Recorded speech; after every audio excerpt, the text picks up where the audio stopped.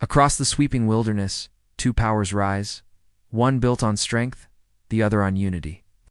In the vast, untamed heart of North America, where ancient forests meet open valleys, the landscape is shaped by titans. The grizzly bear, a solitary giant, moves with the quiet confidence of a monarch. Its immense power is etched into every muscle, its presence a declaration of dominance. This is a creature of raw strength, of singular authority, an icon of the wild that bows to no other. On the other side of this ecological equation, another force holds sway. The wolf pack, a cohesive unit bound by intricate social bonds, represents the power of collaboration. They are masters of strategy, their intelligence sharpened by generations of cooperative hunting and survival. Their strength lies not in the individual, but in the seamless coordination of the many. These two apex predators, lords of their respective domains, often coexist in a delicate, unspoken truce. Their paths cross in the shadowed forests and along the winding riverbanks, each driven by the same fundamental instincts, the need to feed, to survive, to endure. The grizzly relies on its sheer size and overwhelming force, a walking bastion of endurance, capable of claiming any resource it desires. The wolves, in contrast, depend on their sophisticated communication, a complex language of glances, postures, and subtle vocalizations.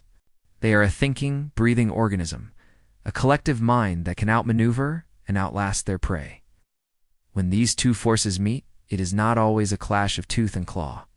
More often, it is a silent, tense negotiation, a rare and profound encounter where presence, posture, and deep-seated instinct decide the fragile balance of the wild.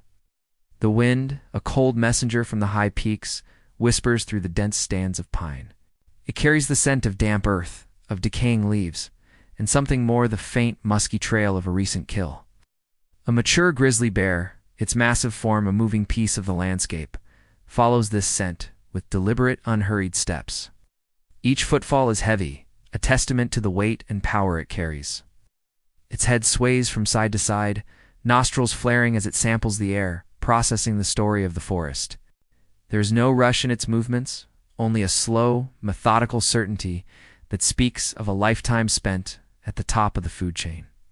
This bear has known hunger and plenty, conflict and peace. It understands the language of the wilderness, not through strategy, but through an innate sense of its own formidable place within it. From the rocky ridge that overlooks the valley floor, a different kind of presence materializes. One by one, shapes emerge from the tree line, their forms lean and sinewy. It is a wolf pack, their movements fluid and ghost-like against the backdrop of granite and shadow. Their eyes, sharp and intelligent, are fixed on the solitary figure below. They are a family, a hunting party, a council of elders and apprentices all in one. The alpha pair stands at the forefront, their posture radiating a calm authority. Every member of the pack is attuned to their leaders and to each other. They do not need to howl to communicate. Their intentions are conveyed through the flick of an ear, the slight lowering of a tail, the almost imperceptible shift in weight from one paw to another. They have watched the bear for some time, their collective gaze a silent assessment of its size, its mood, and its direction. The bear, sensing it is no longer alone, suddenly pauses. Its massive head lifts, the small dark eyes scanning the surrounding terrain. It has not seen the wolves, not yet.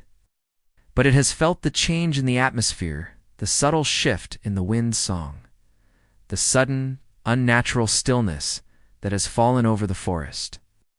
The birds have gone quiet. The squirrels have ceased their chattering. This is the silence of observation, the quiet that precedes a momentous event. On the ridge above, the wolves react to the bear's pause. They shift their positions quietly, melting further into the shadows. Their communication is a tapestry of low signals, a series of minute adjustments that ripple through the pack. The lead wolf lowers its head slightly, a signal for patience. Another flattens its ears, a sign of intense focus. They are measuring the bear, weighing their numbers and their strategy against its brute force. This is a moment of pure calculation, where both sides draw upon a deep well of experience and instinct. The air grows thick with unspoken questions. The forest, in its ancient wisdom, holds its breath, waiting. The standoff begins in earnest, a silent drama played out across the valley. The grizzly, now fully aware of the eyes upon it, decides to assert its dominance. It rises slowly onto its hind legs, a maneuver that is not solely an act of aggression but a display of sheer scale. Standing tall, it becomes a colossus, a towering monument of fur and muscle against the pale sky. Its head swivels, and a low, guttural huff escapes its throat, a sound that is less a threat and more a profound statement of presence. "This is my ground," it says. "This is my space." The message travels up the slope, an invisible wave of intimidation. In response, the wolves begin to move, but not with aggression. They fan out, their movements deliberate and controlled.